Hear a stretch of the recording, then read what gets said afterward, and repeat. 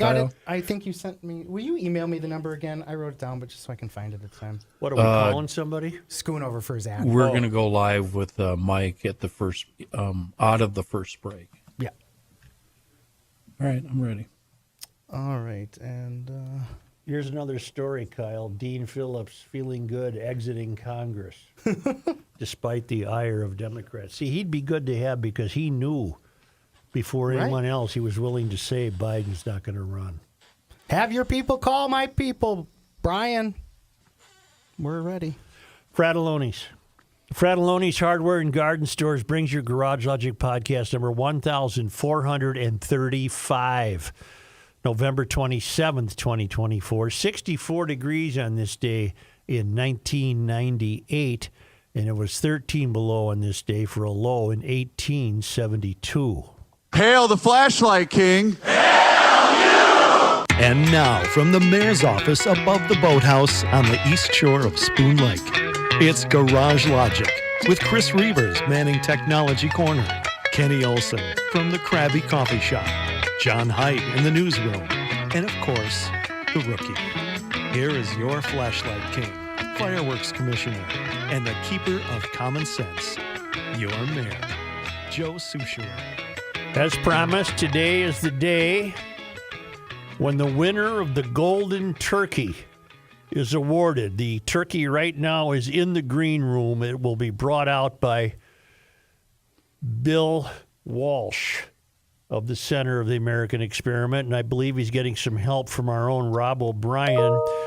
Fellas in the green room, if you can hear me, bring out the golden turkey. There's the golden turkey, not on TV yet. Here it is. Look at this. Congratulations, flashing on the screen now. Why don't you go right over there? Here's Bill. He's got the golden turkey. Look at this. Look at this. Now, there's a video up. Oh, look at the old state flag. Look at that beautiful old state flag. Because, Bill, you're going to make the announcement. I don't know if Bill needs headphones or not. Probably but if there's a pair over there. Is there a pair over there? Yep. Yeah, put those babies on. And this is an amazing thing. I closely examined the $100 bills, believing for a moment, however, fantastically, that they were real, and I was beginning to pocket them until I realized that those are phony $100 bills. Now Bill's got to find a place to plug that in. All right. Can you hear me, Bill? I sure can. All right. Would you please announce the winner of the 2024 Golden Turkey Award? Well, the winner is the new design of the state flag. And I see the trophy is wearing draped. almost as a shawl the new state flag. I love that touch. Yeah, that wasn't us. That's That's great. a Hisdall trophy. It's fantastic. Now, to clarify, Yeah, there's a great story on that. Go ahead. I mean, if you remember, we were in here last year, and I came to announce the big winner, and you said, well, where's the trophy? there wasn't any trophy. And you rode me hard for like 8 minutes on the Right. fact that we had no trophy. Right. So a week later, I'm in the coffee shop in White Bear Lake, and Keith Hisdall says, I got your trophy. Oh, all right. I says, what do you mean? He goes, I heard you. Well, Now, I got it in control. I think we're going to put this in such a way that YouTube viewers can actually see it. And this, to clarify, the winner is not a person. Right. The winner is not a member of the public. The winner is what the members of the public voted the most for. And it's the new state flag, which I approve of mightily for being the turkey of the year. It was totally unnecessary, driven by wokeness and all this other BS that I hope disappears. But it's a marvelous trophy. And how will that be inscribed? Well, I suppose we'll put 2024 and the winner, the new state flag redesign, I suppose is what the words will be. But you know, we've got all the other winners on there, and of course we've got our. Oh, let me read those. Yeah, we've got the past winners already inscribed. Keith already did it. 2020, the Turkey of the Year award was the morgue that Walsh bought. Remember, he bought a fruit factory or a fruit warehouse. He was going to turn that into a COVID morgue. 2021, it was the Goose Creek Rest Stop. God only knows what that cost us. $7 million. $7 million. 2021, why were there two winners in 21, Bill? We did it twice. We got did. out of control. Now we've come back to just once a year. Oh, okay. Yeah, you did it twice in 2021. Newport Transit Station and feeding our and the 2021 was Goose Creek Rest Stop and Newport Transit Station. 2022 was Feeding Our Future and the Lifetime Achievement Award for Southwest Light Rail. We put Southwest Light Rail in the Hall of Fame. It could get nominated every year. Oh, it's the gift a that keeps on long-standing, huge boondoggle. We decided let's just put it in the Hall of Fame, so it got the Lifetime Achievement Award. And last year, of course, was the unneeded, I'm sure it'll be $1 billion, state office building, which is going up on the northwest quadrant. Yeah, of so the I'll bring Capitol this back to his dolls in White Bear Lake, and he'll carve it like the Stanley Cup. You know, we'll get the new engraving done, and then it'll be ready for the next one. We might make some small ones too, so we can kind of hand them out. I mean, I don't know who we'd give one to for the flag design. Yeah, 7,000 people voted in this thing. Yeah. Well, yeah, we had a huge turnout. Was this a record year for absolutely voting? Record year for voting. And I don't know. That speaks to the work we do in Garage Logic and the Look podcast. at this. Now, can people? Well, they're not seeing it right now. There's $100 bills everywhere on this trophy, and a state flag shrouding the trophy. The state flag is absolutely meaningless. It's a field of blue and different colored blue, and it's absolutely ridiculous and doesn't mean a damn thing. And the reason the Golden Turkey is about spending. It's about fiscal sanity. It's about silly spending and wasteful spending. The reason the flag got nominated, it's bad enough on its own, but they mandated that every city, county, every police force, all the state agencies immediately change everything they have. Because you think, we'll change it over time. Next time we need to order badges or patches, we'll get the new ones. Nope. They said we'll have a new flag and a seal, and you'll like it, and you'll do it immediately. Which caused a ton of money to be spent right now. Millions of dollars in state agencies, thousands of dollars for every police force in Minnesota had to change immediately. It wasn't the most egregious example of spending, but that's not the point of the Turkey Award. Correct. The Turkey Award is the preposterousness of it. Yeah, one of the nominees was $10,000. Right, that was the podcast. The podcast about Dungeons and Dragons. You're right, not a big amount of money, but this kind of all goes back to the U.S. Senate back in the 70s, I think it was Senator Pressler of Wisconsin, and the Golden Fleece Award. You remember the hammer? Yes. That was the hammer that cost hundreds of dollars from $600 from bucks the for a Pentagon. hammer. So it wasn't so much a dollar amount, but the outrageousness of the spending and the waste. So that's what we're trying to point out. And here. the Center of the American Experiment does that. I urge people to go to the website every day. There's always something to be found by you and your guys and gals, and it's wonderful. And the Turkey of the Year award is really gaining ground. I'm sure next year there'll be 15,000 people voting because the worst governor in the country that we have, he's not going to give us any shortage of reasons to go for a Turkey of the Year. Nope, we never have trouble with nominations. We have a committee. They got to narrow them down every year. Absolutely. Yes, Kyle. Will we ever be able to go back to the original flag? Boy, I don't know. I mean, I guess technically you could Sure. always re-legislate Well, it. the minute the reason- new one came out, I ordered 2 of the old ones. Well, that's what I was going to bring up. The reason I bring it up because ever since this happened, I see everywhere out here in the outskirts the original flag flying where I never saw it before. Right. I mean, couldn't legislature agree created more. it. Legislature can uncreate it and do something else. Absolutely. They won't. I think what they must have feared that they saw racism. They saw inequity. They saw all this BS that wasn't there, and they took a beautiful, beautiful, beautiful flag and symbol of Minnesota and turned it into zero. It doesn't represent anything. You can't tell what it's supposed What is it to supposed to be? Right. I mean, it doesn't even say Minnesota on it. I mean, a used car lot has a better flag. Throw a gopher up there. Come on, Anything. give us something. This is 2 fields of ridiculous color. And then we tried to pretend, can't you see the bend in the river and the wheat fields? What a bunch of BS. I think it's a worthy winner. It got the most nominations early in the Yeah. process, but okay, this is going to be an early leader. We have polling from the Center of the American Experiment, Thinking Minnesota poll. Minnesotans don't like the new flag. They just don't. So we knew once this got nominated that it would be a leader. And it got 55% of the vote. That's amazing. The Walsh DEI employees got 39%. Did you do that So, story? Yeah. 143 DEI. 173. I'm sorry, Yep. 173. God knows what that cost us.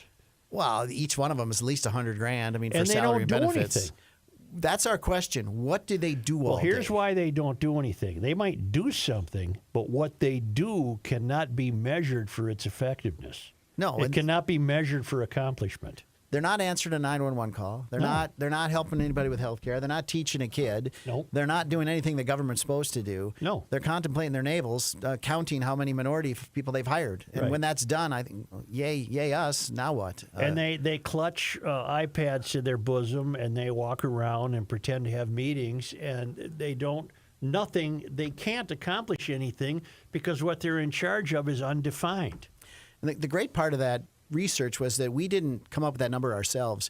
We had an intern email all of the agencies asking them to send. He said, I'm working on a project for school. I'm interested in DEI staff. And they just jumped on it. And they were proud to tell our intern how many DEI staff they have and what they do. So that worked out great. That's them self-reporting their DEI staff. Right. We're going to do higher ed next. We're going to do the state's college system in the U of M. I think we're going to find more, way you will. more.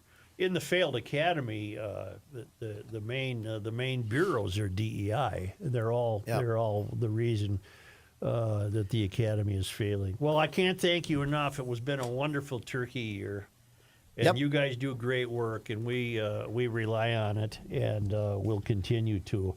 But maybe on the way out here, we can show the video once more that's been prepared for the Turkey of the Year award. So everybody can, there it is. Turn around, Bill. Congratulations. 2024 Golden Turkey Award is, there it is. Nice job. The turkey pictured between the new Minnesota state flag. There's the old Minnesota state flag that had color and meaning, and it was beautiful, and there was nothing wrong with the state motto. State motto, Étoile du Nord. There's no writing on the new flag, is there? There's because that could be insensitive or something. So there's nothing on there. Well, thanks again, Billy. You bet. We'll It be was back next year. wonderful. Thanks It was for wonderful. coming up with the idea for the trophy. And you'll take the trophy back to the center. Yep. Or out to his doll, and he'll engrave it. Yep, we'll get it engraved, just like the And, Stanley Cup. Just like the Stanley Cup. Next time, boys, bring it in wearing white gloves. Okay. You Yeah, we have gotta- white gloves. We got to up our game. Whoops. Pull up on the neck. Yeah, I was gonna say we She did gobbles. promise that we would play Pull the up, sound just that annoyed pull Joe. Oh, that's right. No, pull Yes, straight sir. up. There you go. There it is. That's so obnoxious. That's so bad, it's good. Yeah. It also plays a song. Yeah, don't play the song. Oh, he's playing the song. I think a copy should be made. I don't know what Small Hillsdale ones. would charge, but another one of those should go directly to Walls and Gwen. I Yep. think they'd love it. Well, it's kind of funny you say that because every year we open nominations and every year Walls gets the most nominations, even Right. though it's really not a person, it's a project. We've Right. given up trying to explain that to people. They nominate Walls, so that's what happens. All right. Thank you very You much. bet, Joe. Thank you very much. We're going to take a timeout, Kyle. All right. And we'll be back shortly. Thank you very much.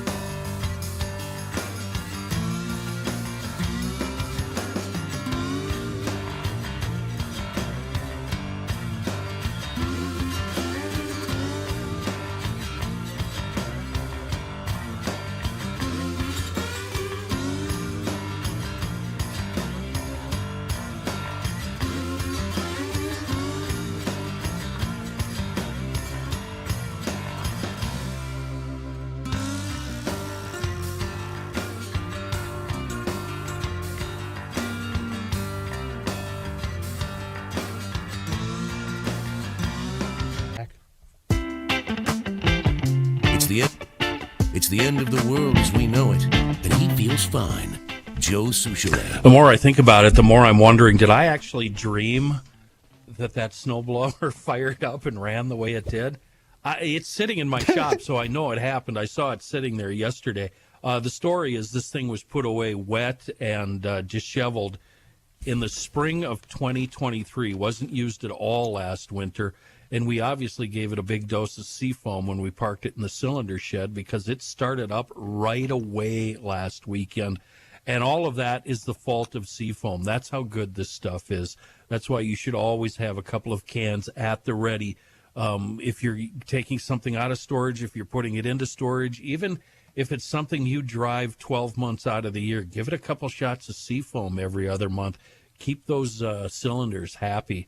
Daily driver, maybe you've got a muscle car that you only drive in the summer. Ooh, they love seafoam. Maybe it's a fleet vehicle situation.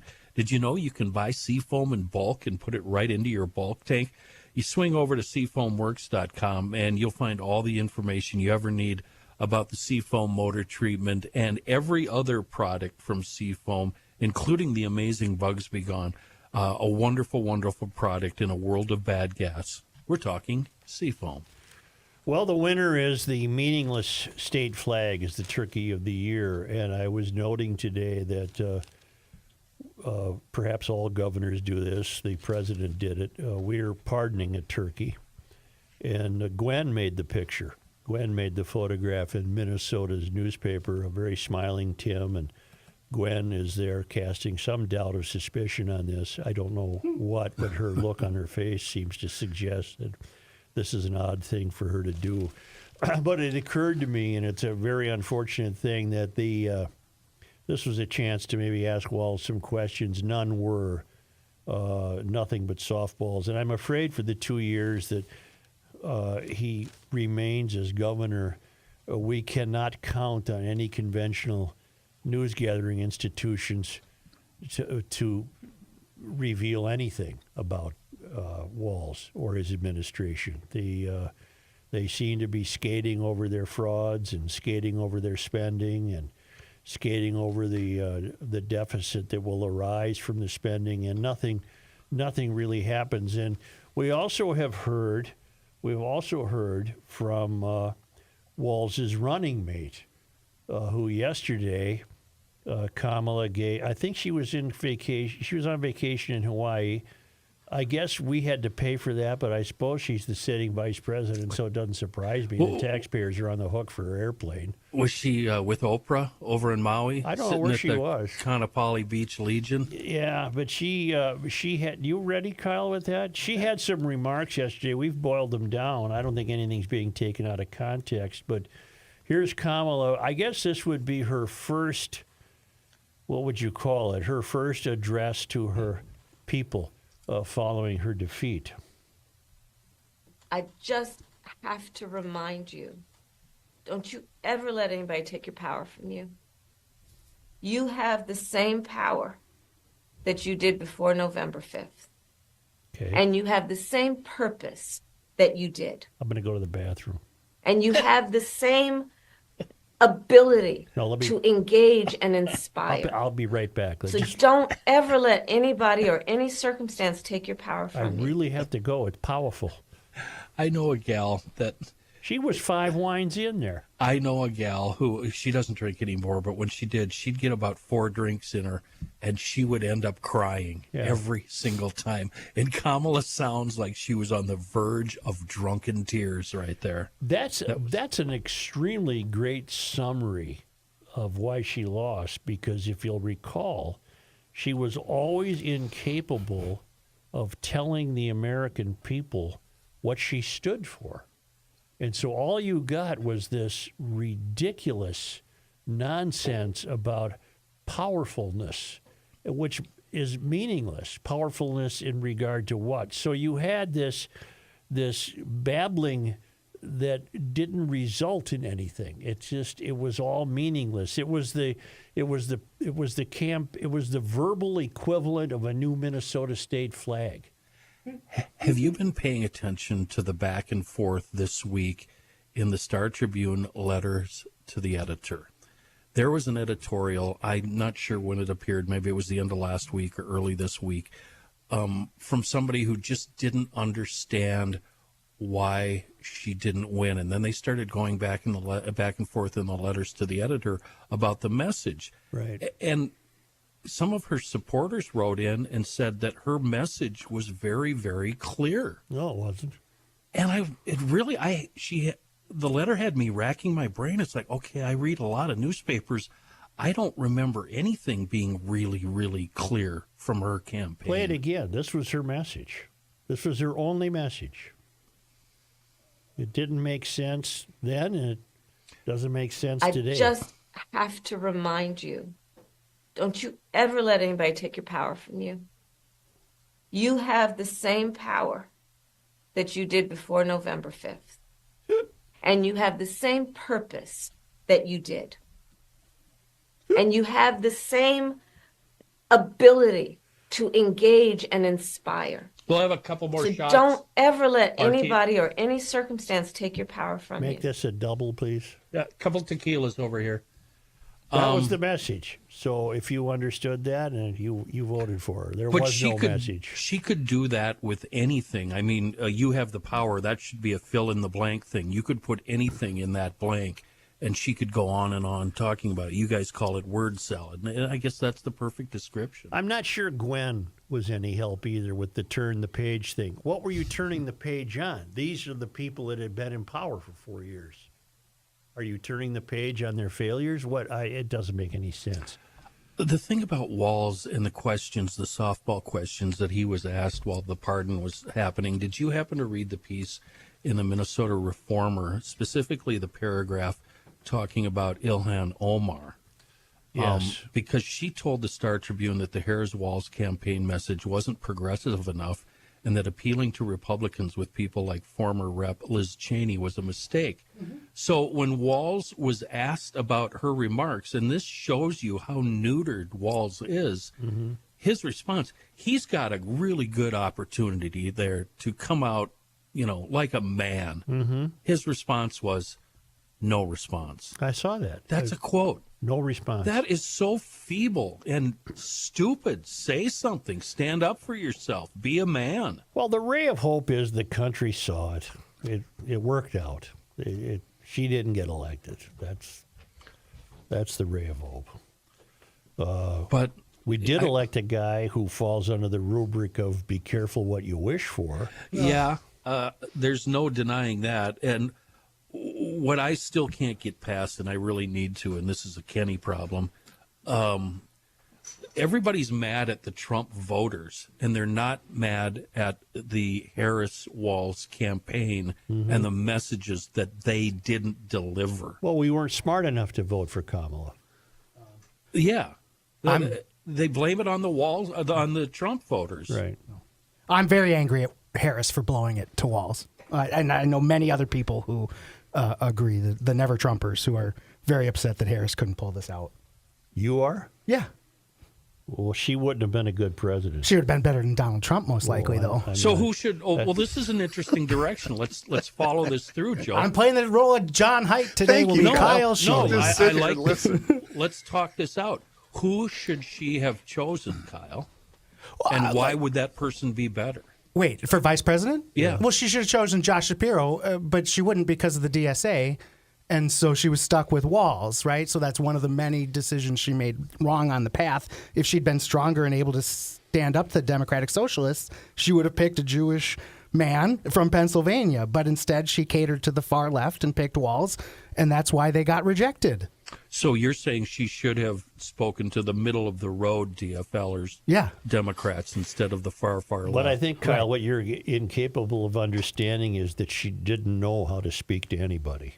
She's not a competent person. Yeah, I understand that. Yeah. I don't disagree. Yeah. But she's more based than Donald Trump, right? Like my fear Kyle. is if the nuclear holocaust happens, she's pliable, but I believe she's not going to nuke China at the first attempt. Well, whereas when the machine goes wrong and says there's a false positive coming our way, I'm terrified Trump will be like, hit him first, and we won't be able to stop it. If the nuclear holocaust happens, Kyle, you might want to tell Biden not to be sending nuclear-capable warheads to Ukraine at the last minute. I agree. Kyle, what should she have said with Walsh as her running mate to the voters? They had a great message out of the DNC convention. We have fixed racism. We have solved all of America's problems, and we are doing great, and stick with us. And they had an America First, Ronald Reagan-esque Morning in America message coming out of the convention, and she couldn't help herself but go, but Trump stinks, and she got stuck in that. And she should have ran on how great Democrats are and how they care for everybody, and instead that would couldn't be a help lie. herself. All politicians lie. Everything Donald Trump says is a lie. And no racism has been cured. It's a democratic industry. Right, so if you tell them we cured it, they cured it. Do you think if Kyle was her campaign manager and she did just that, do you think the outcome would have been different? No, I think she would have lost by more votes if Kyle was her campaign manager. No, see, okay. If you don't, I thought it was an interesting approach, but I Thank guess you, not. Kenny. That's why I never bring it up anymore. Kenny. Well, I just like having conversations. That's all I'm doing. Well, let's continue this conversation, but first I think we want to go and get Mike, don't we, Kyle? Sure. Do you want to do a eco-fund or something before, Mike? EcoFund is in Forest Lake. I've told you a million times, the greatest electric bike capital of the world. The Yamaha bikes are on sale until they're gone. They're not gone yet. But in addition to Yamaha electric bikes are the scooters and the motorcycles and the youth recreational equipment and helmets, apparel, and a great service department. It's a great outdoor recreational store. Plenty of winter equipment, too, including Yamaha snowmobiles. It's EcoFun Motorsports in Forest Lake. It's on 97, immediately west of 35. You can't miss it. And it's down in Burnsville on the Service Road of Life near County Road 42. It is ecofunmotorsports.com.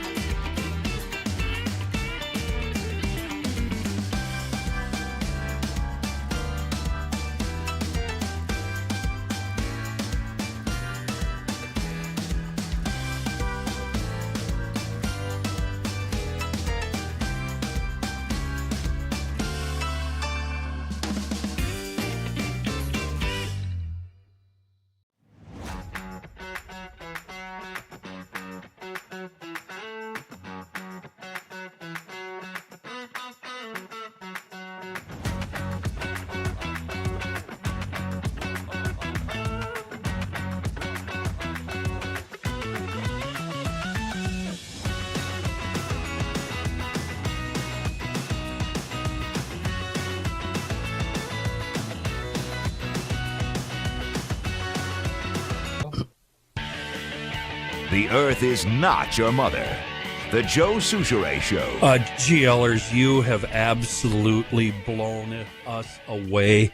It was all you last week during Give to the Max. GLers, you really stepped up to the plate. You gave very generously to the Patrick Schoonover Heart Foundation, playforpatrick.org. Mike Schoonover is with us right now. Hi, Mike. Good afternoon. Hi, guys. It's really good to be here with you today. Isn't it amazing, Mike? I'm so proud and happy and thankful to the GLers who sent in money. Joe, I know how much you have, how much you like numbers. Listen to this: 127 GLers donated $14,585, and then Mike, you're telling me an undisclosed amount of people donated $2,550 to the playforpatrick.org website. Is that right? Yes. Yep, absolutely. And they were, they came in, Kenny, I think when you guys have been talking about it the last few days, last week, to donate online and stuff. And those, I think there was a couple dozen folks that went online and donated that additional $2,500. So my goodness, we are just it was about 5,000 grateful and thankful for the record. Yeah. For a grand total of $17,135. And I know what it's like giving money, folks. You guys that gave $5, I love you just as much as people that gave 500. Seriously. It's pretty bold to ask for money during the beginning of the holidays like this. But I really, really appreciate what you guys did and what you sent to Play for Patrick. Here's how it's playing out in real life. Mike, I don't have it in front of me. I wish I would have printed it. Go to the UK Daily Mail, which is just a bulletin board of variety of stories. And there's a story on there today about a kid pulled off the playground because of a heart defect that was noticed. I don't know if he went through the machinery or whatnot, but it was a kid who was saved because he had some telltale sign on the playground that he shouldn't be on the playground. Now, your operation would even catch the kid before he got to the playground. But the stories are out there that these screenings are invaluable. Yeah, absolutely. Unfortunately, we're not going to be able to screen every single kid, Joe, but that's the reason to try to get as many AEDs out into the field as possible, so that if a kid is not screened or doesn't know that if and when they do go down, that there's an AED available and people who know what they're doing around to be able to save them. So there's a lot of good stories about that, with kids that do go down and they do get saved and stuff. So well, I'm glad the GLers came through. It's fantastic. You and me both. Yeah. I just if I can just say, I am just so thankful for Garage Logic and the GLers and all the support that we've gotten. It's just absolutely amazing. I am just blown away. Joe, you sent an email out last week saying that we're just a little short of our $10,000 goal, and here we are talking about $17,000. Mm-hmm. And it's just there's just so much to be grateful for and thankful for. So thank you very much, GLers. It's if you've ever lost a child, you never really get over the grief. You just learn to live with it.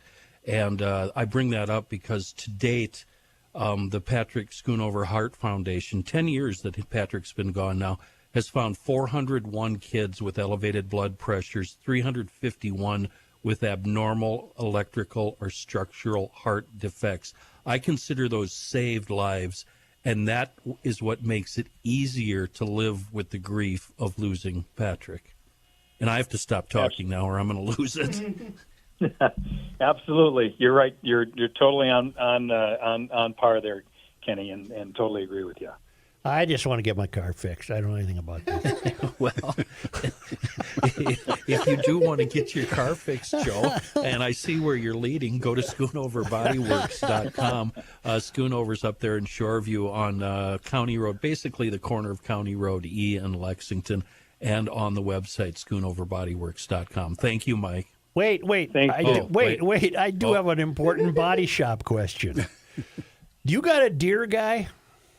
And by a deer guy, I mean I hit a deer once, and I ended up taking it was up north, and I had to take the vehicle to a body shop in Aiken, but they had a deer guy.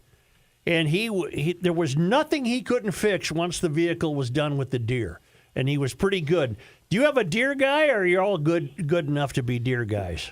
It doesn't matter. It doesn't matter what impacts a car or a truck or SUV, Joe. Whether it's a pole or a deer or another car, it's all the same. The only problem with the deer is it just gets a little messier. We have a customer that dropped off his GMC 3500. He had a bull moose. Kenny, does that sound right? He was in Montana or whatever. Oh, my Lord. That's like hitting a dozer. Just an incredible amount of damage. But yeah. When we brought it in our shop and we started pre-washing the vehicle, we washed off all the remnants and the innards and bodily fluids and all that kind of stuff. So it kind of stinks up the shop a little bit. But Joe, in answer to your questions, we are all deer guys and gals here. Mike, I don't know if you remember this, but our very first meeting, the reason I got to know you and your company was because I hit a deer, and I went to you guys, and that's where it all started. So, Joe, they have a deer guy. All right. Thanks, Mike. Hey, happy Thanksgiving, everybody. You Thank too. you very much for all your support. See ya, Mike. Yeah, this guy's name was like Fish Bait or something. He was he saw a deer coming. He knew how to fix it. Kyle, where are you on climate change? You want to continue this discussion? Where are you on climate change? I mean, obviously the climate changes, but I don't believe it's man-made in the sense of you saving a couple toilet paper rolls won't be the difference. I thank God for that. All right. Where are you on DEI? Diversity, equity, and inclusion. Oh my God! I will one day share with you some of the notes of the meetings. I wish I had taped the meetings at NPR that we had to sit through. So you're not necessarily a believer in it. I mean, I understand the concepts of meeting people where they're at and telling diverse stories being important, but at the same time, I don't think we should have a working class that, as a white man, I have been passed over for jobs for people of color who were less qualified than I have been multiple times in radio. So I'm not an overall fan of people who aren't doing the work getting the job. Walmart is dumping DEI. Now, a lot, and this, fortunately, I believe this is going to become more frequent with American companies.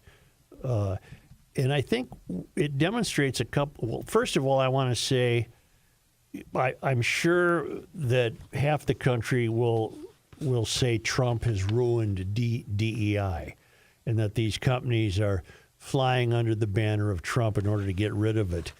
But I don't think that's the case. I think if DEI was as valuable as the failed academy has made it out to be, and if it really worked in your company and it improved your company and it improved your profits, there's no way they'd get rid of it. Right. But they can't wait now to get rid of it because it doesn't do any of those things. Well, it's doing the opposite.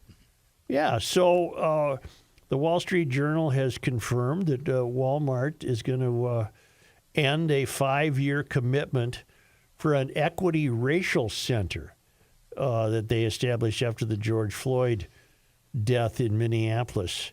And Walmart will no longer give priority treatment to suppliers based on race or gender diversity and will halt sellers from listing some transgender-related or themed items on the website. I don't think they're doing this to be cruel or necessarily mean people. If these things worked, if it worked for Walmart to base decisions on gender diversity and they saw improvements in their bottom line, they'd keep doing that. Mm-hmm.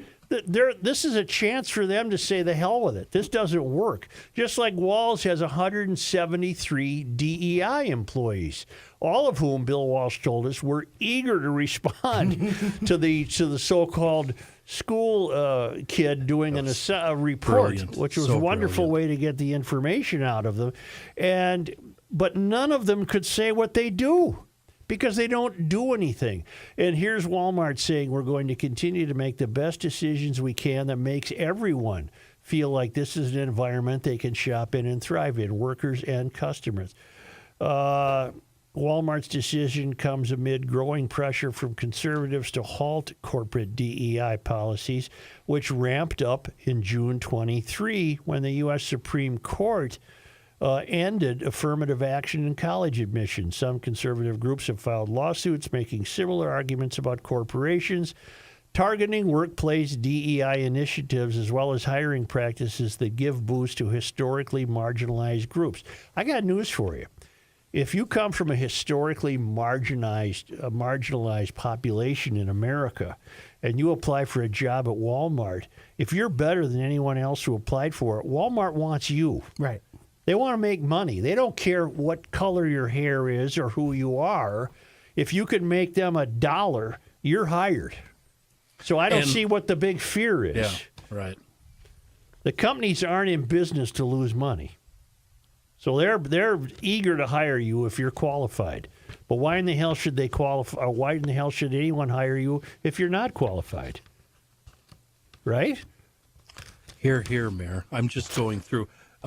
It's not that I'm not listening. I'm just going through a list of companies, major corporations that are turning away from DEI, including, like you said, Walmart, Molson Coles, Ford Motor Company, John Deere, Lowe's, Harley Davidson. Oh, they got in a lot of trouble for their DEI stuff. Something called Brown Forman, who I guess they now make Jack Daniels. I don't know. Tractor Supply Company. I'm sure you've heard of that retail outlet. Toyota turning away from it.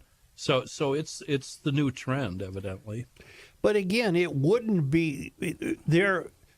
I think what they've sensed is the election of, let me see if I can state this. I think what they sense is that the election of Trump has given them cultural permission to call this for what it is. It was pointless. And until the failed academy gets rid of it, the failed academy will continue to be failed because that's really the main reason the failed academy is failed. But the head of Walmart senses a different cultural landscape right now than they did 2 years ago. And so if they ever wanted to get rid of this because it doesn't work, now's when they can do that. Yeah, I don't disagree with that, and I think that will be the trend continuing on. But this trend to get rid of DEI started, John? What would you say, 6-8 months ago?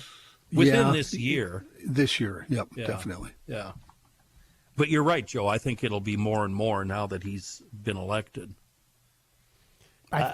Go ahead, Kyle. I think you're right. I think you've nailed it right there at the end in that it was always a thing they just did to make their customers happy, to say, oh, you want this, so we'll do it. Okay, they did it to keep from being canceled. Right. You call it your customers happy. I call don't get yelled at on the internet. Right. So they spun up these things to show they quote unquote care, and now they see the landscape is most of Americans are sick of being told everything is about race, and so they elected Donald Trump as the reaction to that, and so they go, oh, we should read the tea leaves. The tea leaves say this trend is over, and now they will shift into climate change or whatever nonsense they come up with next. And it all falls under the grand heading, the umbrella heading of ESG, environmental, social, and ESG governance. will be the next one. Yeah. Okay, to continue the conversation from 10 minutes ago, and I'll be glad to shut up this time and be and be corrected, but there would have been no cultural landscape change with the election of Harris. I believe that DEI would have continued, ESG would continue, the climate change BS would have continued. I'm open to your remarks. I think you're right. Okay. I would say like the DEI thing was trending downwards anyways, as Kenny was mentioning. People had started to get out of it, but correct, ESG would have been bigger, or they will find the next thing. We only delayed the next thing. Trump doesn't mean that they aren't going to gather their resources and come back. It just means that we're not going to deal with it for a couple of years while they go back and gather new pitchforks. All right, since you're under the Klieg lights, Kyle, I'm gonna lay into you here. All right. What do you suppose would have happened with our border issues under a Harris-Walsh ticket? Exactly the same thing that's happened for the last 8 years. Both parties want unregulated, unmitigated people coming in because they need low-wage workers. Neither party has any interest in solving that problem, which is why they don't. Okay, Joe, go ahead. Well, I believe that efforts are now going to be made to solve that problem. Why didn't he do it the first 4 years? Isn't that what you would say to Harris? In the first 4 years, there weren't nearly the numbers of illegals coming across the border. Yeah. I mean, we can go titter-tatter on those numbers. I can show you numbers that say they were. You can show me the numbers that say they weren't. We both know they were locking children in cages. Don't you remember? No. Kids in cages. That never happened. Well, it did, but yeah. Well, it didn't happen under Obama, too. It did, and it's still, now we're separating them and putting them in Walmarts in San Antonio away from their kids. The media just doesn't ask Biden what he's doing with them. The number because he wouldn't be able to answer. He has no Also idea, true. Kyle. the number of illegals in the last 6 months of the Biden administration was pretty much the same as the number 2020 when Trump left. Right. It had been. We have more it's gone refugees, down more there. people seeking refugee status because Biden made refugee status easier to obtain. But the people making illegal crossings through coyotes and all of those things continue to be the same because we need people to pick strawberries and clean hotel rooms. And we all just look the other way because we don't want to pay them a living wage. But they're eating our pets. They are eating our pets. I know, right? And packing our meats so we eat pork loin from Smithwick's down in So they're Montevideo. packing the pork with their dogs and cats. with There's- dog and cat trailers. Yeah, that's how they keep profits. You ever seen a dog in Worthington, Minnesota? Nope. Yeah, Not recently. Nope, I haven't. What other crazy things do you want me to opine about today? I would like you to opine about the talk shop, the GL shop. Oh, I because love it. Look at my cool hat that Joe is allowing me to wear today. You know, pretty normally cool. I don't allow hats indoors, but you're in a remote location wherever you live, some odd place, and that's fine with me because you can get those hats at the hat store. There's dead At flies the hat falling store, off. the talk shop. The talk Dead shop, flies the Gumption falling off County the gift ceiling, shopping. Joe. It's so. as stained as a baseball player's cap in August. You can see where they reach for the visor. It's as stained as. Did you pick that off the floor of the deer hunting shack that you had the carpet in? It's been floating around the floor of my Wow, farm yeah. truck for a while, but $25 for a new one, Kenny, if you want one, shipped to you from Forest Lake, Minnesota. Right You know here. what else would be a great gift? A town council membership. Oh, that would be a good It would be a gift. hell of a gift. You've got a GLer in your life who loves to listen to the show and wants that behind-the-scene access, wants to hear the additional content before and after the show when Joe's really mean to me. That's just $10 a month or $100 a year. $100 a year, you get 2 months for free. Talk about you're making money at that point, Joe. And so you get behind-the-scene access, you get unfiltered video, you don't have to listen to the music on YouTube, a live stream during the show, and an unfiltered audio podcast as well. So much value. Joe is not being mean to you. He's being Direct? frank and direct with you, and he's telling you why you're wrong. Yeah, I'm not going to argue with you, That's Carl. all he's doing. Appreciate that. I appreciate that. I just called Kyle Carl. Carl. You call me whatever you enough, want, Joe. just as long as the check clears. With a K. Let me tell you that also on your radar should be having your own garage door guy. That's Precision Garage Door. The GLers have weighed in. Precision Garage Door gets the nod. And if you need a new door, the on-site consultation is free. They have models for every budget. You can increase your security, your insulation, the beautification of your home. Plus, they take care of your existing problems. They really do it. They try and get it done on the first visit. They usually have everything they need in the truck. They call you when they're on their way. They keep you informed. They serve western Wisconsin and Metro, or they don't charge more for weekend visits. That's going to be crucial to remember on some 30 below January day when your garage door gives out. Put this number in your telephone contact, 612-263-6985, or if you want to go online to make an appointment or schedule your free new door estimate, go to Precision Door, one word, precisiondoormn.com.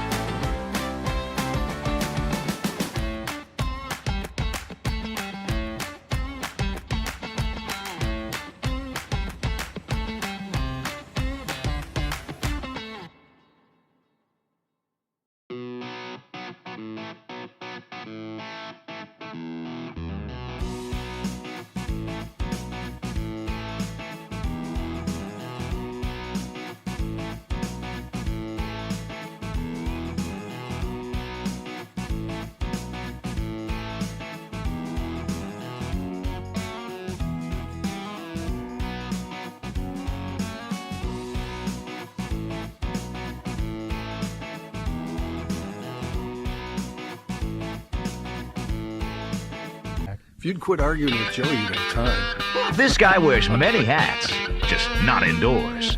Joe Souchere. Here's John Haidt. Thank you, Joe. This news brought to you by North American Banking Company.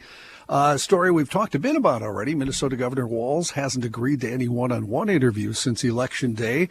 And yesterday he did open a window into how he's feeling since losing the race during a news conference at the state capitol celebrating the state turkey industry ahead of Thanksgiving holiday. About the election, he says he has no regrets. He said, I regret few things in life other than I didn't get a dog sooner. Bump. That's my biggest regret, he said. But no, I'm proud to have been part of that campaign. I think we put a message out that 75 million liked, but not quite enough. They didn't understand it, but they might have liked it. The Harris-Walsh ticket lost all 7 key battleground states. They lost the popular vote by 2.5 million votes and by 1.5 percentage points. Although he was optimistic going into Election Day, he says he's realistic about the result. Now he says he's looking forward to the legislative session. Asked about it, being the first one since 2021 that Democrats in the state haven't controlled all branches of the government. He said it will become more clear how they'll work together and how much money they'll have to work with when a state budget forecast is released next week. He said, I think at this time we're waiting to see how the forecast comes in. We'll get an opportunity when we see what the incoming administration will do in mid-January, and then we will get the opportunity to put out our budget and then a revised budget when the February numbers actually come in. Governor says he's concerned about a potential trade war impacting Minnesota's ag industry and other segments of the economy. The Minnesota legislature convenes on January 14th. You know what the state budget was as recently as 2011? $30 billion. Jeez. That still seems outrageous to me. Well, but what is it today? It's over 100, isn't it? Yeah. Does anybody, Kyle and John, do you know, was that event yesterday, that press photo op event, was that open to any reporter or journalist, or was that invitation only? I don't know. I don't know if you could have shown up, but if you're on the press list, I can ask, but I assume if you were. Yeah, it's just interesting if you guys, I'm wondering if you guys saw a press release or an invitation or anything. We are not on that list. No, 3 years ago, I would imagine Walsh pardoned a turkey or touted the Minnesota turkey industry on this day, correct? Yep. Would his Mrs. Walsh have been present? Because we now see her, and I'm of the mind that we didn't used to see her much. May I? Yeah. I think that Lieutenant Governor Flanagan used to take that job, so she is not getting that spot currently. Because Gwen was there. She was there. Yeah.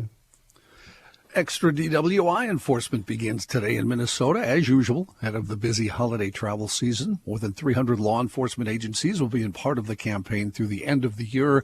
In the past 5 years, more than 125,000 people have been stopped for driving while impaired during this time of the year. A lot of kids come home at this time of year from college, and they go to bars on this night, the night before Thanksgiving. Big drinking night. It's a big night. You ought to make sure you take an Uber, kids. They're lucky. Remember, when we were going at it, we had to either spend the night in the bar parking lot or risk driving home. And well, you were many times were on horseback. So. Need I remind you, I spent about 40 years living there, and being a wannabe hipster, I was out almost every night. Kids, get a ride. This, I've told you guys this before, but playing in bands for 40 years, this was one of the funnest nights of the year. Always a receptive crowd. They're not necessarily amateurs, because like Joe said, they came home from college where they had a lot of practice. Well, they've been practicing. Yeah. Winston, how in God's name can you drink so much? Practice. Yes. The Minnesota Department of Transportation has reopened all of I-94 between Oakdale and the St. Croix River. It took more than 2 years for MnDOT to install a new eastbound lane on I-94, repave all the ramps, and repair the frontage road. The $120 million project, according to MnDOT, was finished up on time. As restoration work continues on the Stone Arch Bridge, the Minnesota Department of Transportation says the downtown Minneapolis portion will soon close, beginning on December 2nd. The side of the bridge located in downtown Minneapolis, as well as the part of Portland Avenue that crosses under it, will close. MnDOT says the closure will last through next fall. Construction is anticipated to be finished up by the spring of 2026. While those closures take place, the St. Anthony Main side of the bridge will reopen, allowing pedestrians and bicyclists to walk or bike to the middle of the bridge. However, when they reach the new closure point, they will have to turn around and will not be able to cross. Remember the gal we interviewed maybe a year ago, a little longer, who was assaulted crossing the Stone Arch Bridge? She was walking to the Guthrie. Mm-hmm. And it was an interesting firsthand account of what that was like. And then she was at the event at the Chanhassen Dinner Theater.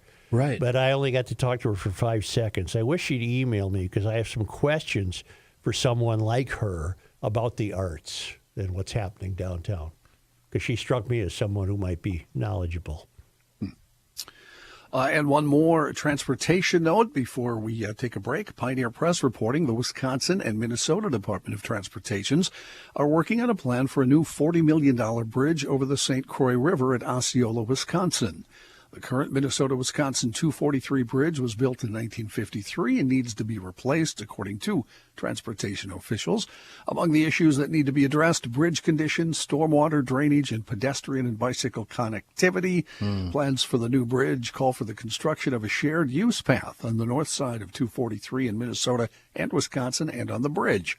Transportation officials are seeking public review and comment on the Highway 243 bridge reconstruction project.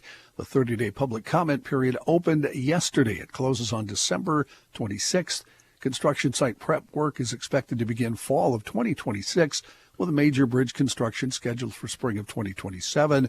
The work will require the closure of the bridge from spring 2027 to fall 2028. New bridge anticipated to be completed by spring of 2029. It's a lovely old bridge. Yeah, and what are they going to replace it with? Some concrete behemoth? I suppose some bicycle lanes. Yeah, give us something that's not charming. That's what they'll do. Yeah. I have a transportation story that I can't believe, and it happened this morning, Joe, and you probably won't believe me if you looked out the window of your house in St. Paul, or even if you were on 35W crossing the Minnesota River. We had a blizzard on northbound 169 on the Bloomington Ferry Bridge. That's the only place it was. Over at Canterbury Downs, the racetrack, no snow at all. Up at 494 and 169, no snow at all. It was just on the river bridge, and we had a ton of crashes there this morning. No snow at my house. I pulled into someone behind here at the lot today, and their car was covered in snow. It was so a layer weird. of it that then had melted off just the window part, and I was like, what in the world? Where did they get snow? And they weren't somebody in the garage. This lot was very empty today. You don't say on the last day of a light load here. How could that be? One person was like, I see 2 people today. Right. Yeah. Why don't we take a quick That's break how here? dedicated we are, GLers. We're still here for you. We'll come back with some national and international news.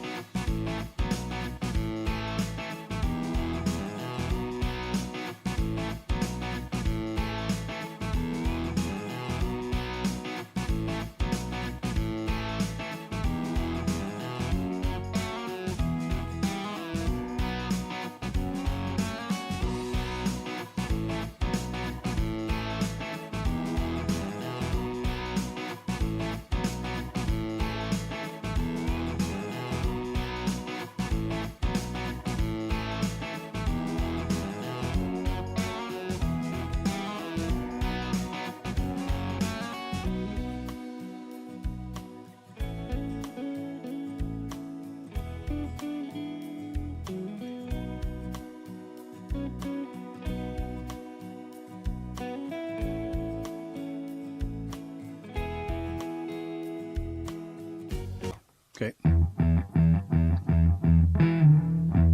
Here's a man who spends hours in hardware stores, sifting through the nuts and bolts of life. Joe Souchere. Yeah, national and international news. A ceasefire deal agreed to by Lebanon and Israel expands the area expected to be free of Hezbollah's arms and spells out the Lebanese security forces entitled to carry weapons, sharpening language from prior UN resolutions on the matter in ways that appear to corner Hezbollah, according to diplomats and analysts. The deal, published by Lebanon's cabinet on Wednesday, runs to just over 5 pages of printed text, includes a map of southern Lebanon. The area to be free of Hezbollah weaponry is delineated by a red line labeled New 2024 line that runs east-west across Lebanon. A senior Western diplomat said Israel had such an upper hand following the months of strikes that eliminated much of Hezbollah's top leadership and displaced more than 1.2 million people that it could effectively dictate the terms of this truce.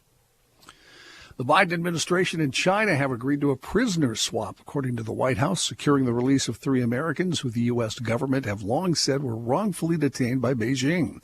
Americans Mark Swidden, Kay Lee, and John Leung are en route back to the U.S., according to the White House. They'll be returning soon, according to the White House, to see their family for the first time in many years.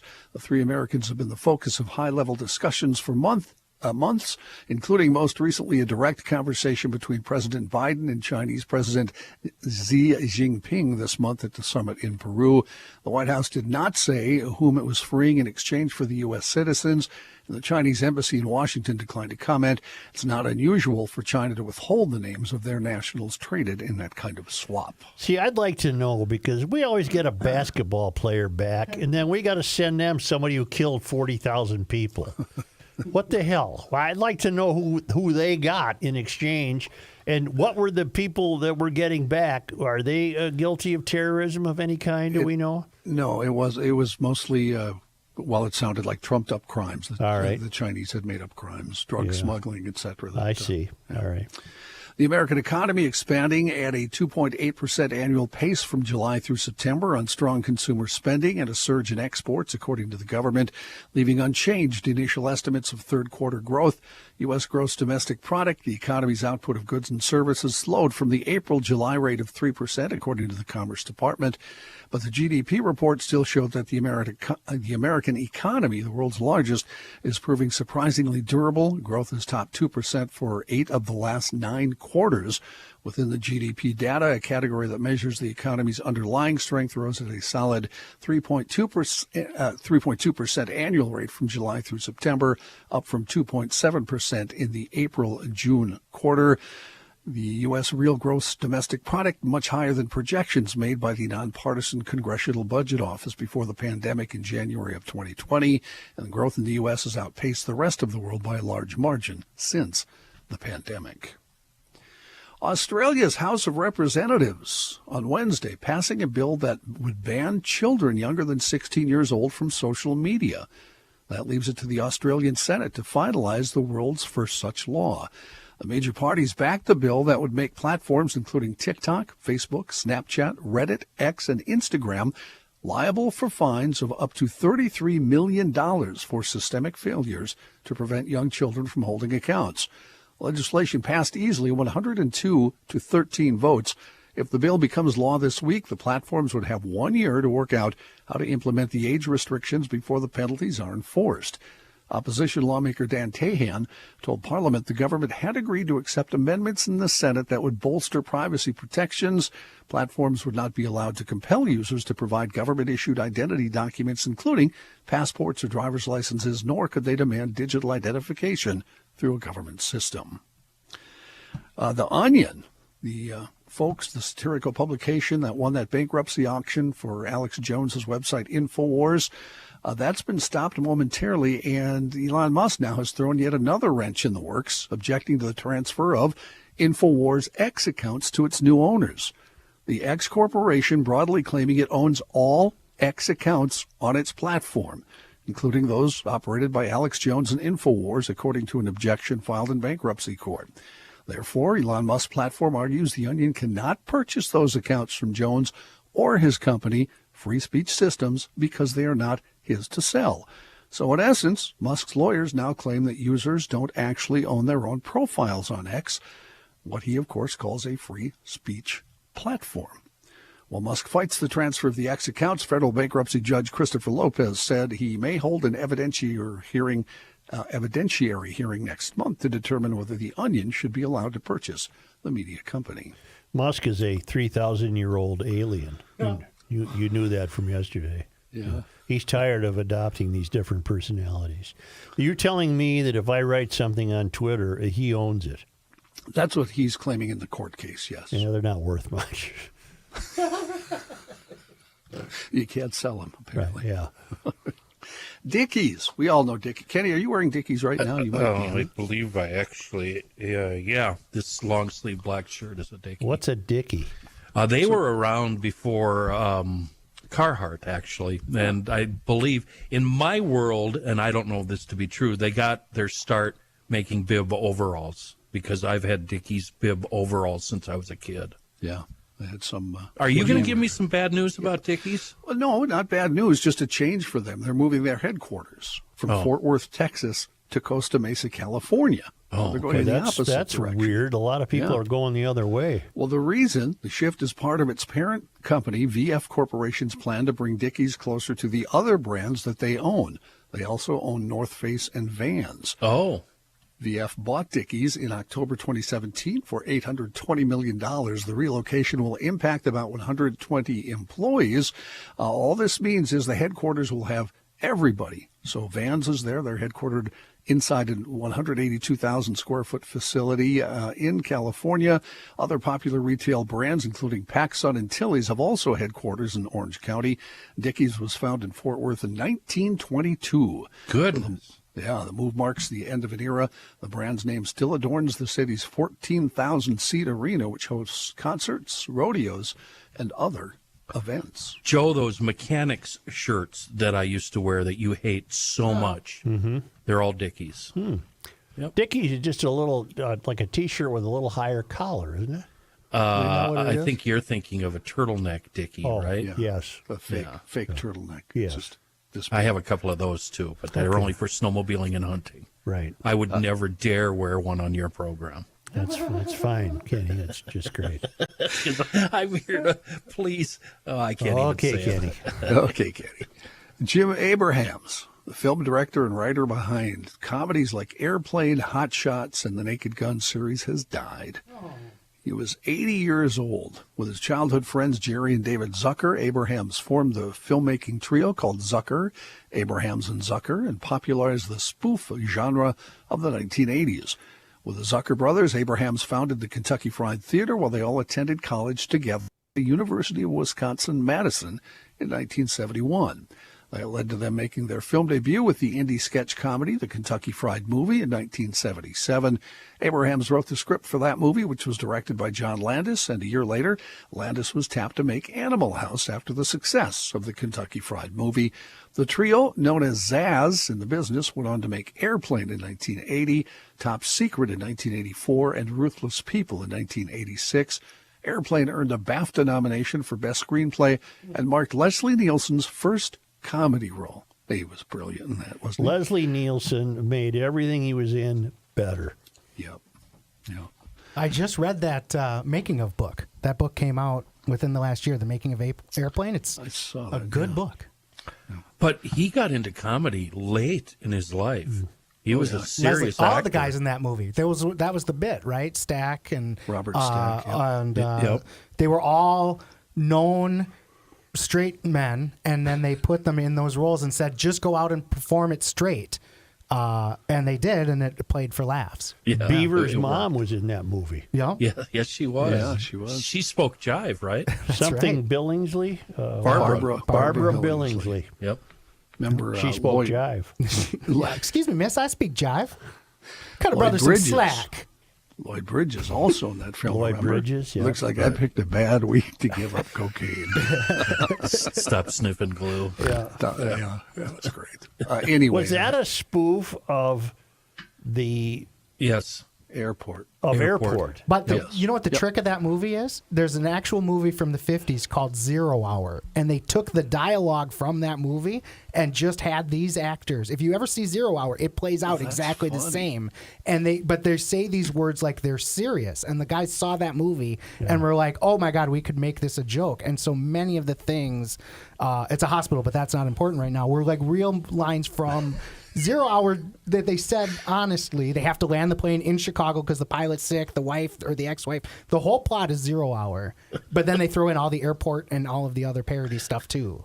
But if you ever get to see Kyle, 0 Hour, you know too much about that. I know too much about a lot of things. That's the problem with ADHD. You know what, though? I'm going to FYI him because the hospital line he had wrong there. So. Oh, you too. Oh, you too. Great. I think you It's a big building with sick people in it, right? But that's not important right now. It's a big white building with sick people. But that's not Mr. important Know-It-All and Mr. FYI. Oh, my God. I want to cut just for that would coming be up a with hell it. of a podcast. Oh, I think you're wrong, Kyle. you know, no, John, here's I'm not wrong. I'm Here's talking how it really would fast. work. I think you're wrong. Here's how it works. Somebody, either Kyle or John, would say the first sentence, and the rest of the 45 minutes would be arguing about it. Just one sentence. Yes. You And know what? I'll eventually- give you the name. Take the Krabby Coffee Shop name. It's There you yours. go. And we could keep within the conversation switching the subject, and the other one could disagree with whatever was said when we switched. Exactly. Oh, my God. Which one of you is for pedophilia today? That was the 2 pounds we had on the air. Murphy and They practiced that. Preble I'll and be Murphy. for it today. You be against it. Oh, God. And I have a UFO story today, Joe. Oh, good. I'm glad you do it because I hope it's the one I have because I have a note to add to the show. But you go right ahead, John. Is it? Does it concern Robert Salas, the guy he told us about last week on our podcast? I or don't no? know, but I was going to give our guy a shout out. But go ahead. Okay. Retired U.S. Air Force captain has claimed his encounter with aliens at a nuclear airbase saw him receive a 3-word message. And amid rising fears of World War III, he says it's a pretty relevant one. The fellow we talked to, was it Steve? Steve Diener. Diener told us a little bit about this guy when we had him on the show. Yes. 82-year-old Captain Robert Salas has claimed that he encountered a flying disc that turned off 10 warheads at Malmstrom Air Force Base in Montana. And then the USAF lieutenant, 26 at the time, described the UFO as having an eerie red glow as it zoomed along the night sky on March 24th, 1967. The otherworldly beings told him, as he recalled to a podcast released Monday, WTF, you have nuclear weapons. That's what I think they meant. Of course, it's just my opinion. The U.S. Air Force ICBM launch officer claimed the UFO pilots knew exactly how their systems worked. In the 60s, Malmstrom controlled Minuteman I intercontinental ballistic missiles. It's now one of 3 U.S. Air Force bases that operates the Minuteman III. Speaking with Congresswoman Nancy Mace on the podcast he was on, Salas said no equipment was fried, nothing was damaged, but for that time the UFOs were in the sky, nothing worked. I wasn't going to bring that up, but I yesterday listened to Diener's one of his podcasts. Mm-hmm. It's called UAP, Unidentified Aerial Phenomenon. Yeah. And he was talking about drones again spotted over U.S. bases in the United Kingdom. And today there's a story breaking about that's exactly what's been happening, that there are drones flying over our bases in the UK. The military officials are alarmed. They think it's a coordinated effort to test security at RAF Lakenheath, RAF Middenhall, and RAF Feltwell in eastern England, as well as RAF Fairford in southwestern England. The U.S. military has sent around 60 personnel to protect the bases being targeted by multiple drone incursions. Oh, country of origin for these drones? That's why it's called UAP, unidentified alien phenomenon. But it's not aliens. It's the Soviets. Unidentified aerial phenomenon. Yeah. Well, my theory, and I told this to Diener, was, excuse me, anything over an Air Force base and a drone, I would suspect that was human technology. Of course it is. If the big disc wants to land up in Aiken County and little people get out Billy, of it. how you doing, Billy? Yeah, that would be different. The drones do not appear to be those of hobbyists. Witnesses say they are small quadcopters and octocopters and are more sophisticated than those that can be purchased. Pentagon Press Secretary Pat Ryder said none of these drone incursions have impacted the base residents. We, of course, maintain the right to defend ourselves. Why don't they shoot them down? I was going to say, why not shoot a couple down, see if they can figure out where they came exactly. U.S. officials have not revealed the origin of the drones, but the coordinated nature suggests an aggressive state actor that began a day after Ukraine used long-range ATACMs to target Russia after Biden lifted restrictions on the use of longer-range missiles. Well, it sounds to me like they're virtually telling us that these are from Russia. Yeah. That's crazy. No, I don't think it is, Rook. I think Matthew, weren't you paying attention? Really? Yeah. Soon after, Putin said his country had the right to strike nations to allow their weapons to be used against Russia. The UK Defense Ministry said it is working closely with U.S. and local police to find out what these drones are doing and whether a foreign adversary is involved. Well, for Pete's sake, you know what? I bet their rules of engagement say they can't shoot them unless they're attacked. And they're not attacking them. They're just looking at them. Probably don't shoot things you don't know what they are, though. I don't. You'd have to be, if they were attacked by one of these drones, they could shoot it. Yeah. Matthew, what do you think? Give me a break on this. Are you what? Yeah, that's exactly. He's right. I agree, Matt. Exactly. Oh boy. All right. We had a drone incursion for 17 days at Langley Air Force Base in Virginia last December. Yes, they were. But those posed a similar challenge to base commanders, and they didn't shoot them down. Why? That's not right. Well, I know agree. it's not, but I think you'd have to be attacked according to the rules of engagement before you could shoot one down. But man, aren't they curious to shoot one down and see what the hell it is? Yeah, just pull the trigger. Let's go. Let's go here. Yeah. Bag one of those devils. Yeah. Your job is to protect us. Shoot that thing down. John, thank you very much. Yes, sir. We'll be back in a moment.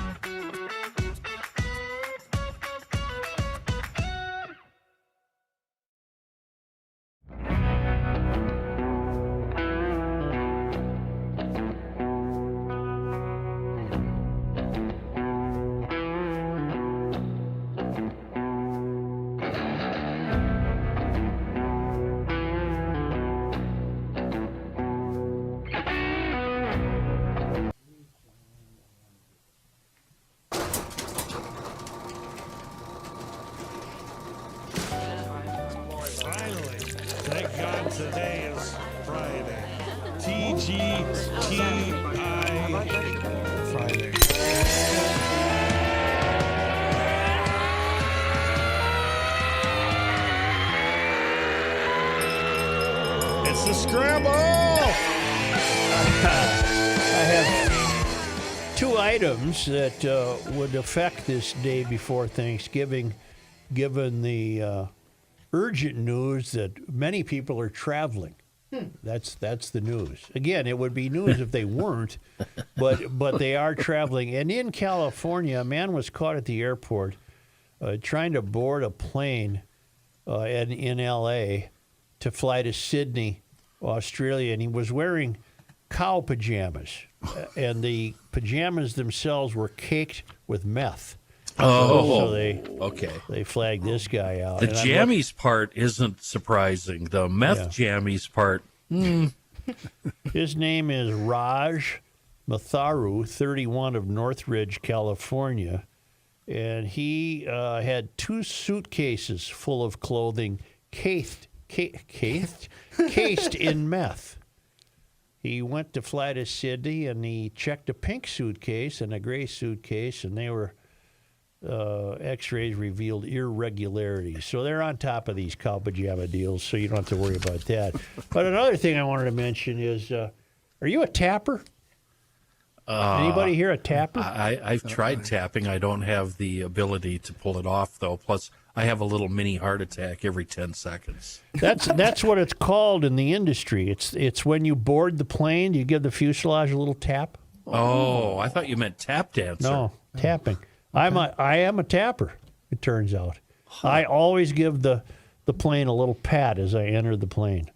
Just kind of like I pat an old tree that I've never had a relationship with. I've never heard of this phenomena. Oh, I see people doing it all the time. Why? I've been a tapper for 50 years. Well, how come? Well, Is it's it just good luck? Good luck. Just BS. How you Doesn't mean doing? anything. It's just how you doing. You'd be good to me today. Be good. And a lot of people tap the logo of the plane. I'm unaware that I've ever done that. I just tap whatever metal's there. Some people kiss their fingers and then tap. I've never done that. But tapping is a big thing. I think when you're traveling for Thanksgiving, you might notice a lot of this tapping. It anthropomorphizes the aircraft and turns it into a little person. Do what now? Be against that in GL? No, I'm a big on I like to pretend animals are people. So the way people are treating airplanes, the way they greet a pet, and it's connecting you in a small way to the feat that's about to be performed by propelling you through the sky at over 500 miles an hour. What is the procedure, and I'm sure it's the same for every flight you take, leading up to getting on the plane, the procedure at baggage and then sitting there? Is there a book you like to read, a podcast you listen to? Are you wearing your onesie jammies? What's the whole Joe Souchere travel? Well, first of all, there'll be no luggage. Okay. If I can't take it with me in a carry-on, it ain't going. Really? Yeah, I'm not going to fool around with going down to the luggage deal. Okay, that's surprising. Okay. Yeah. And there is no other. Do you line up? Do you board early? Do you wait till everyone's on? I board when I'm supposed to. Okay. You don't? Now I'll freely admit, even though I'm broke, I never fly in the back with the plebes and the mouth breathers. No matter what it costs me, I fly up front. Well, I like to sit as far forward as possible just because it's quieter. You're not being truthful with me, though. I am being truthful with you. Do you fly first class or not? That's the question. Well, if I'm going to Europe, I do. Yeah. Not if I'm going to Pittsburgh. Now, do you what take about a carry-on to Europe? That's a good question, Kyle. I'm trying to remember. We probably had to pack bags for those trips. Well, what about footwear, pants, jammies, sweatpants? What are we doing? Regular clothing, Kenny. Just really? Have you ever taken your shoes off on a plane? Sure. Really? Sure. Do you have earbuds for your phone? Do you listen to stuff on your phone? No. Do you watch the movie in the backrest? If I find one that I find interesting, sure. Are you a book guy? Yes. Do you sneak your own booze on the plane? No. I'm also a newspaper guy. I buy as many newspapers as possible in the gift shop. and then sit there and read them. That's all right. I And endorse unfortunately, most of the time I get them done before I get on the plane. that. Now, I recognize things have probably changed here in the last couple of years, but previous to them changing, would you do some pre-gaming, get good and lit up? Yes. Yeah, I'm that way too. Who was the Texas senator, congressman that just got in trouble for that? Do you find it more difficult to fly now without pre-gaming? Not a bit. No, Okay. No. All right. So it doesn't make you like contemplate your mortality. No, I don't care. If it goes down, it goes down. All right. Well, thus ends my questioning. Thank you, sir. Asked and answered. But what was I going to say? Oh, I was going to say, though, I do have a pet peeve on airplanes. Kids. The other people. No. People who the first thing they do is close the shade to the window if they have an inside seat. I want to see stuff. And if I don't happen to have the inside seat, I want to bend over and look around you, and I want to see where we are. And people get on the plane as though they have no interest in life whatsoever. They either bury themselves in a phone or they wear eye masks, and they close the shade, and it's all they can do to just wake me up when this is over. I want to see stuff. I want to see. I wonder what that is. Look at that. Oh yeah, I like that. Have you ever had a really weird seat companion where it was just really surreal? No. My mom, when I was a Don't kid, play she used to along. say, whenever you are on an airplane, there's always going to be guaranteed to be one weirdo. But I've never found him. I think you're looking at them. I of all the things you read about air travel over the years and all the crazy things, I've never had any experiences whatsoever, and I've flown for many, many years. What about a celebrity? You ever flown with a celebrity? Not that I remember. The Walt problem with Zerbiak was flying on. with a celebrity and that plane goes down, they'll never mention you. No, the celebrity, which is fine. The celebrity can get all the attention. No matter how far down on the D list that celebrity is. And I used to get away with, if there was a nun or a priest on board, that way I took a week off mass. I didn't have to go to mass. Dispensation. I said that counted. That counted. Time together. Such a cheater. Yeah. But I'm a tapper. I just wanted to bring up I'm a tapper. All right. You go in, you give it a little, how you doing? Boom. Nothing wrong with that. I Nothing do wrong that with to that. my all my cylinders. Till you knock one of the bolts loose, and that was the No, thing. and I check for that. I look for that. I bring tools with me and straighten things out. Only because they come to us on this day before Thanksgiving. Only because they come to us from Cleveland, Ohio, and the Traveling Lyman's. And we didn't do a damn thing. Minnesota should be embarrassed that on this day in history, we only have two things. On this day, November 27th. in 1900, Cushman K. Davis died while serving his third term in the U.S. Senate. Davis was born in, reading from the wrong sheet. Davis was born in Henderson, New York on June 16, 1838. His speeches against railroad interests and in favor of Grangers led to his election as Minnesota's seventh governor in 1873. See, now I didn't know until I read this last year, or maybe the year before, that we didn't have a Cushman K. Davis as governor, but we did, because on this day he died in 1900. He was the governor, seventh Granger? governor. Granger? What is that? A farmer. They get things done. Yeah, they work on the Grange. No, that's the range. Home on the Grange. Yeah. He joined the Senate in 1887, where he supported Civil War pensions and the annexation of Hawaii and opposed the Chinese Exclusion Act of 1892. He also authored books on the law, Shakespeare, and Napoleon Bonaparte. Oh, Well, he was a Renaissance man. well-rounded guy, wasn't it? It was on this day. Today, November 27th. In 1930, St. Paul's Frank B. Kellogg won the Nobel Peace Prize. Kellogg had served as Secretary of State during the Coolidge administration and as a judge on the Permanent Court of International Justice in The Hague. And I'll bet you that's where the Kellogg Boulevard is named for him. That is true. I'll just bet you. That's, yes. Frank B. Kellogg. and he and the cereal. And he was he won the Pulitzer Prize on this day in 1930. Wild. We'll have a wonderful Thanksgiving, GLers, and we'll see you again live on Monday. We're approaching the last 60 of the year. That's right, GLers. Thank you so much again joining us today here in Gumption County. Don't forget, what do we want to promote? The Daily Logician. You can sign up at garagelogic.com, get all the latest news, notes, and information from Joe Souchere himself. The Town Council. The Town Council. Hey, Joe, you're going to send me that special Saturday note. Don't forget, a special Saturday note, Saturdays with Such, only available to Town Council members.